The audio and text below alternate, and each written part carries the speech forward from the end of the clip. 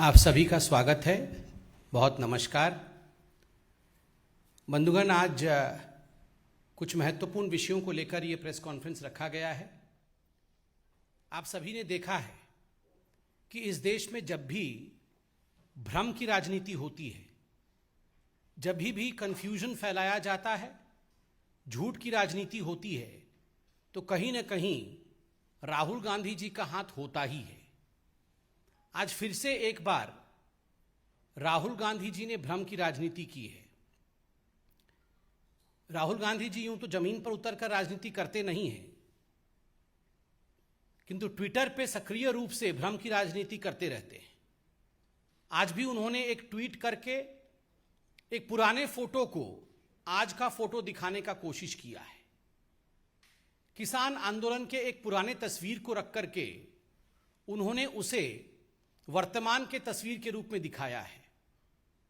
और ये मेरे लिए कहना अनुचित नहीं होगा, अतिशयोक्ति नहीं होगी कि राहुल गांधी भली भांति जानते हैं कि आज कांग्रेस पार्टी जो पूर्व में उनके अध्यक्षता के अंतर्गत काम करती थी, आज अध्यक्ष विहीन है। कांग्रेस पार्टी असमर्थ है जमीन पर किसी भी विषय को उठाने के लिए। और इसी कारण से कभी सोनिया जी वर्चुअल मीटिंग करती है सभी पार्टियों के साथ, तो कभी राहुल गांधी भ्रम की राजनीति के माध्यम से, झूठे फोटो के माध्यम से राजनीति करने का प्रयास करते हैं। अगर अंग्रेजी में कहा जाए तो Rahul Gandhi has become the political cuckoo of the present day Indian politics. Cuckoo चिड़िया जो होती है वो कभी भी मेहनत नहीं करती है, वो कभी भी अपना घोंसला खुद नहीं बनाती है। दूसरों के घोंसले में आनंद की अनुभूति करने की चेष्टा, this is called as political cuckoo of Indian politics. कहीं ना कहीं अपने संगठन को आगे नहीं बढ़ाना, अपने संगठन को अध्यक्ष विहीन रखना, अपने परिश्रम नहीं करना और दूसरों के कंधे पर बंदूक रख के चलाने का प्रयास करना, यह राहुल गांधी जी का आदत बन चुका है।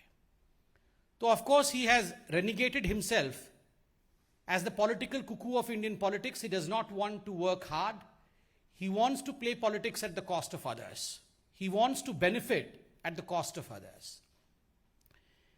यही वो राहुल गांधी है जिन्होंने भारत के वैक्सीन नीति के ऊपर और कोरोना के समय मोदी जी के अथक परिश्रम के ऊपर बहुत हमला किया था। आज हम राहुल गांधी जी से पूछना चाहते हैं, राहुल गांधी जी, आज आपने माननीय प्रधानमंत्री श्री नरेंद्र मोदी जी का वैक्सीन संवाद भी सुना होगा। किस प्रकार से विश्व का सबसे फास्टेस्ट और सबसे बड़े वैक्सीनेशन ड्राइव के रूप में भारत की वैक्सीनेशन चल रही है, वो आप सब ने देखा है। पूरा हिंदुस्तान आज इसका लोहा मानता है, पूरा विश्व इसे आज सलाम कर रहा है। मगर वही राहुल गांधी आज नदारत हैं, एक भी ट्वीट वैक्सीनेशन को लेकर वो करते नजर नहीं आते हैं। आज प्रधानमंत्री जी ने हिमाचल प्रदेश में बातचीत करते हुए बधाई भी दी है। हिमाचल प्रदेश, सिक्किम, दादर नगर हवेली, ये वो राज्य हैं जिनमें 100% कोविड वैक्सीनेशन हुआ है, एक डोज मिला है, 100%। त्रिपुरा जैसे अनेक राज्य हैं जिनमें बहुत सुचारू रूप से वैक्सीनेशन चल रहा है और 80% तक वैक्सीनेशन हो चुका है। बंधुगण, आज तक लगभग 68.75 करोड़ जनता को वैक्सीनेशन का एक डोज जरूर लग चुका है। सोचिए जरा कितना बड़ा विषय है ये। लगभग 70 करोड़ भारत की आबादी को वैक्सीनेशन लग जाना और इस पर एक ट्वीट राहुल गांधी का ना होना। आज भारत भाग्य विधाता कौन है? भारत भाग्य विधाता भारत की जनता है। जनता जनार्दन है। उनके लिए एक सच्चे सेवक के नाते प्रधानमंत्री नरेंद्र मोदी दिन रात परिश्रम करके ये जो वैक्सीनेशन ड्राइव बढ़ा रहे हैं, प्रतिदिन औसतन 85 लाख वैक्सीनेशन हो रहा है। ऐसे 2 दिन रहे हैं जहां 1 करोड़ से अधिक वैक्सीनेशन हुआ है। उसके बावजूद ये जो लोग भ्रम फैलाते थे झूठे तस्वीर के माध्यम से, वो लोग चुप हैं। ये वही राहुल गांधी हैं जिनका चंद दिन पहले एक ट्वीट कंट्रोवर्सी में आया था, जब एक पीड़िता के फोटो को लेकर, पीड़िता के परिवार को फोटो को लेकर उन्होंने फोटो ट्वीट किया था। बाद में ट्विटर ने फेसबुक ने उस फोटो को डिलीट किया। तो कहीं ना कहीं राहुल गांधी हमेशा भ्रम की राजनीति करते हैं और फंसते नजर आते हैं। आज ही राजस्थान के जालोर डिस्ट्रिक्ट में एक माइनर के साथ, एक नाबालिग के साथ रेप का घटना भी सामने आया है। जघन्य अपराध है। किंतु पूरे हिंदुस्तान में भ्रम की राजनीति करना और अपने राज्यों के विषय में चुप रहना, यही राहुल गांधी जी की खूबी है, यही उनका रवैया रहा है। बंधुगण, आज हमने अखबारों में यह भी पढ़ा है कि किस प्रकार से छत्तीसगढ़ में जो वर्तमान के मुख्यमंत्री बघेल साहब है, उनके पिताजी और उनके परिवार के लोग स्वयं ही जातिवाद विद्वेष फैलाने की कोशिश कर रहे हैं। कहीं ना कहीं एक डिसहार्मोनी का एनवायरनमेंट बनाने का प्रयास कर रहे हैं। उनके खिलाफ अब एफआईआर तक नौबत जा रही है। ये सब राहुल गांधी देखते नहीं। इन सब से राहुल गांधी अनभिज्ञ हैं। राहुल गांधी जी, आप तो खुद बोलते थे मैं जनेऊधारी बहुत विराट हिंदू हूं। आपने फोन किया एक बार बघेल जी को? बघेल जी के पिताजी जिस प्रकार से एक समाज विशेष को लेकर वहां आग उगल रहे हैं, जिस प्रकार से वहां वैमनस्य की राजनीति हो रही है, इस विषय पर राहुल गांधी जी आपने ध्यान दिया? कहां से ध्यान देंगे? आप तो झूठे तस्वीर के माध्यम से अपनी राजनीति चमकाने में व्यस्त हैं। बंधुगण, एक और राहुल गांधी है तो दूसरी ओर हिंदुस्तान के हमारे माननीय प्रधान सेवक नरेंद्र मोदी जी है। अथक परिश्रम करके जिस प्रकार का स्थान नरेंद्र मोदी जी ने भारत की जनता और विश्व में बनाया है, यह अपने आप में अद्वितीय है। अभी हाल फिलहाल में यूनाइटेड स्टेट्स का ग्लोबल लीडर अप्रूवल रेटिंग आया है। आप सभी जानते हैं मॉर्निंग कंसल्ट का ये जो अप्रूवल रेटिंग है, ये प्रधानमंत्री नरेंद्र मोदी जी को लगभग 70% का अप्रूवल देता है, और जो डिसअप्रूवल रेटिंग है वह भी कम होकर 25% में ही रह गया है। 70% का अप्रूवल रेटिंग, ये अपने आप में एक बहुत बड़ी बात है। ये अपने आप में बहुत बड़ी अचीवमेंट है। 13 ऐसे देश हैं जिनके राष्ट्राध्यक्षों के साथ ये कंपैरिजन किया गया है, और इन सभी कंपैरिजन के बाद प्रधानमंत्री नरेंद्र मोदी जी आज पूरे विश्व के सबसे चहेते लीडर के रूप में सामने आते हैं।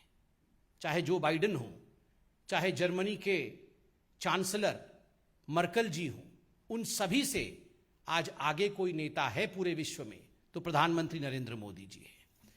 इसमें सबसे महत्वपूर्ण बात है ये जो अप्रूवल रेटिंग है 70% का, जो निरंतर बढ़ रहा है। इससे पहले 66% का था, अब वो 70% का है। ये किन कारणों से है? जो उपलब्धियां भारत सरकार की रही है, प्रधानमंत्री नरेंद्र मोदी जी के नेतृत्व में भारत जिस प्रकार से गरीबों के लिए, किसान के लिए, अपेक्षितों के लिए लगातार काम कर रहा है, वो अपने आप में सराहनीय है। प्रधानमंत्री गरीब कल्याण अन्न योजना के माध्यम से 80 करोड़ जनता तक लगातार 2 वर्षों तक अन्न पहुंचाना, 5 केजी अन्न पहुंचाना, ये अपने आप में एक बहुत बड़ी अचीवमेंट है। ठीक उसी प्रकार विश्व का सबसे बड़ा टीकाकरण प्रयोजन, जिसके विषय में मैंने आरंभ में बताया, यह भी अपने आप में एक बहुत बड़ी उपलब्धि है। पीएम गरीब कल्याण योजना के माध्यम से 1,70,000 करोड़ रुपए व्यय करके गरीबों का मंगल करना, आत्मनिर्भर भारत किसान सम्मान निधि में 1.5 लाख करोड़ रुपए बिना बिचौलियों के किसान के बैंक अकाउंट तक पहुंचाना, यह अपने आप में विश्व का एक रिकॉर्ड है। एग्री इंफ्रास्ट्रक्चर में 1 लाख करोड़ रुपए खर्च करना, और रबी हो या खरीफ हो उसके लिए 1.5 गुना एमएसपी देना, यह अपने आप में कोई छोटी बात नहीं है। फसलों का रिकॉर्ड उत्पादन, फसलों का रिकॉर्ड खरीद अर्थात प्रोक्योरमेंट, और फसलों का रिकॉर्ड भुगतान, यह भी मोदी जी के कार्यकाल में संभव हुआ है। गन्ना किसानों का भी एफआरपी अभी हाल फिलहाल में रिकॉर्ड संख्या के साथ बढ़ाई गई है। डीएपी में प्रति बोरी 1200 रुपए की सब्सिडी, यह भी किसानों के साथ खड़े होने वाली नीति है। इनाम पोर्टल के माध्यम से किसानों को मार्केट मुहैया कराना, इसके माध्यम से प्रधानमंत्री जी ने किसानों के लिए लगातार काम किया है। बंधुगण, आज सिर्फ इतना ही हम कहना चाहते थे कि हिंदुस्तान की राजनीति में एक और ऐसे यशस्वी प्रधानमंत्री, प्रधान सेवक मौजूद हैं, तो दूसरे और राहुल गांधी भ्रम के माध्यम से, झूठी तस्वीरों के माध्यम से, ट्विटर के माध्यम से जो राजनीति करने की चेष्टा कर रहे हैं वो कभी सफल नहीं होगा। देश की जनता प्रधानमंत्री को ही अप्रूव करती है, प्रधानमंत्री के साथ ही खड़ी है। कोई प्रश्न हो तो अवश्य पूछें।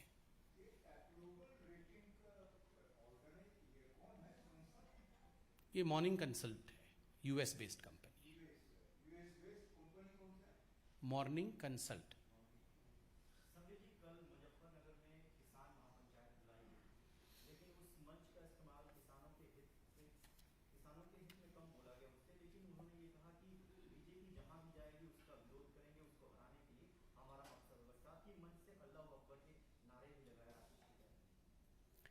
देखिए, जहां तक किसानों का संबंध है, किसान देश का अन्नदाता है। किसानों को जितना भी नमन किया जाए, किसानों के लिए जितना भी किया जाए वो कम है। 70 वर्षों तक किसानों की परिस्थिति हिंदुस्तान में किस प्रकार की रही है यह हम सब ने देखा है। प्रधानमंत्री नरेंद्र मोदी 2014 से जब से प्रधानमंत्री के रूप में आए हैं, लगातार किसानों के लिए काम करना उनका ध्येय रहा है और वही कारण रहा कि पहली बार 1.5 गुना एमएसपी को बढ़ाना। और स्वामीनाथन जी जो कि इसके प्रणेता थे, उन्होंने खुद एक आर्टिकल लिख करके ये कहा कि जो मेरे स्वप्न थे उन स्वप्नों को यदि किसी ने साकार किया है तो उनका नाम नरेंद्र मोदी है। जिस प्रकार से रिकॉर्ड उत्पादन हो रहा है, जिस प्रकार से रिकॉर्ड खरीदी हो रही है, ये सारा कुछ आपके सामने है। क्या यह हकीकत नहीं है कि आज से कुछ वर्षों पहले आप याद करिए, दाल इत्यादि का उत्पादन इतना कम होता था कि हर सीजन में दाल की प्राइसेस आकाश छूती थी। आज ये जो इंसेंटिव प्रधानमंत्री नरेंद्र मोदी जी ने दिया है उसके कारण दाल इत्यादि के उत्पादन में भी बढ़ोतरी हुई है। पीएम किसान सम्मान निधि 1.5 लाख करोड़ से अधिक रकम किसानों के अकाउंट में डीबीटी के माध्यम से डायरेक्टली जाना बिना किसी बिचौलिए के। यह बोलने में बड़ा आसान है किंतु होने में कितना डिफिकल्ट होगा आप जरा सोच के देखिए। इतने बड़े देश में करोड़ों किसान तक इस प्रकार डीबीटी के माध्यम से पैसा उनके अकाउंट तक पहुंचता है, यह प्रधानमंत्री नरेंद्र मोदी जी के कार्यकाल में ही हुआ है। यूरिया की कमी के कारण पहले सड़कों पर गोलीबाजी होती थी, किसानों की जानें चली जाती थी। आज यूरिया की कोई किल्लत नहीं है, यूरिया की ब्लैक मार्केटिंग नहीं होती है। इन सब विषयों को आखिर कौन देखेगा? जहां तक ऑपोजिशन का सवाल है, ऑपोजिशन कहीं ना कहीं अपने राजनीतिक फायदा के कारण दूसरों के कंधे पर बंदूक चलाना चाहती है। यह उचित नहीं है। हमेशा हमारी सरकार किसानों की सरकार थी, आगे भी किसानों की ही सरकार रहेगी। देखिए, क्या नारे लगाना नारे नहीं लगाना उनके नेताओं का विषय है, इस पर मैं टिप्पणी करूं ये उचित नहीं लगा।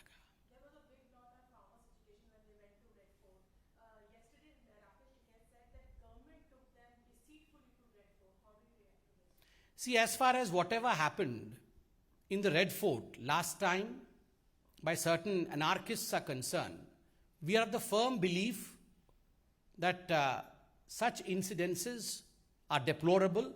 They play with the democracy of country and should never be repeated. In fact, cases are going on, courts are hearing these cases, and we are of the opinion that soon law will prevail. As far as Bharatiya Janata Party is concerned, we are of the belief that, well, yes, जहां तक लोकतंत्र का सवाल है, लोकतंत्र में protests हो सकते हैं, किंतु लोकतंत्र में अनार्की, अराजकता के लिए स्थान नहीं है। We can have protests in democracy, but we cannot have anarchy in democracy. Mohit.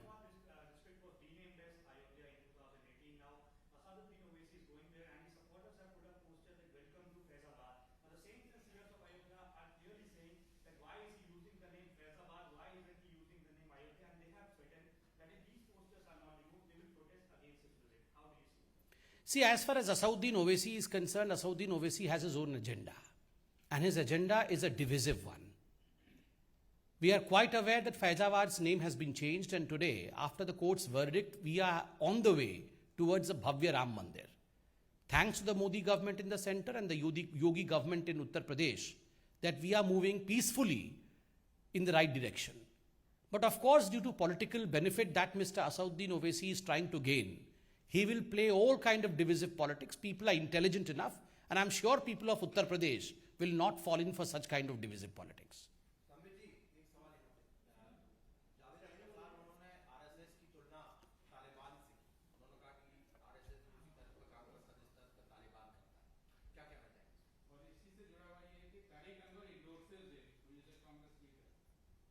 देखिए, वैसे तो मुझे लगता है इन विषयों पे कमेंट करना उचित नहीं रहेगा। इतना गंभीरता के साथ इन विषयों को जनता देख रही है, जनता इसका निर्णय और मूल्यांकन करेगी। मगर मुझे आश्चर्य लगता है कि इस प्रकार के जो कलाकार हैं, ये एक तरफ तो कहते रहते हैं कि हिंदुस्तान में एक ऐसा डर का माहौल है कि यहाँ पर माइनॉरिटीज़ चैन से सांस नहीं ले पा रहे हैं, और वहीं पर वो चाहते हैं कि बाहर देशों से माइनॉरिटीज़ हिंदुस्तान में आएं और यहाँ पे उनको शरण दिया जाए। ये दोनों चीज़ें कैसे हो सकती है? अगर डर का माहौल है, अगर यहाँ सरकार ने, यहाँ बीजेपी की सरकार ने, यहाँ आरएसएस ने ऐसा माहौल बनाया हुआ है कि कोई भी चैन का सांस नहीं ले सकता है, तो ये आप बाहर से आप माइनॉरिटीज़ को और रेफ्यूजीज़ को यहाँ पर क्यों बुलाना चाहते हैं? आप क्या उनका मंगल नहीं चाहते हैं? और दूसरी बात है, देखिए, ये खुद इनके वक्तव्य इस प्रकार के हैं। सुबह उठते ही ये वक्तव्य शुरू करते हैं मोदी जी के खिलाफ, बीजेपी के खिलाफ, संघ के खिलाफ, सरकार के खिलाफ, और हर दिन अनर्गल बोलते हैं और हम सुनते हैं और डेमोक्रेटिकली जवाब देते हैं। तो कौन सा माहौल खराब है? कोई माहौल खराब नहीं है। कहीं ना कहीं ये इनकी आदत पड़ गई थी, कांग्रेस के राज के समय इनकी आदत पड़ गई थी, जिस प्रकार का सरकार उस समय था। अब की सरकार में सबका साथ, सबका विकास, यही ध्येय है, यही उद्देश्य है। इस पे बहुत अधिक कमेंट करना उचित नहीं होगा, जनता सब समझती है। नमस्कार, मैं हूं मानक गुप्ता। अगर आपको हमारा ये वीडियो पसंद आया हो तो इसे लाइक और शेयर जरूर करें, और हां, हमें सब्सक्राइब और फॉलो करना ना भूलें, ताकि आप देश और दुनिया की कोई खबर मिस ना करें। तो जुड़े रहिए हमारे साथ और देखते रहिए न्यूज़ 24।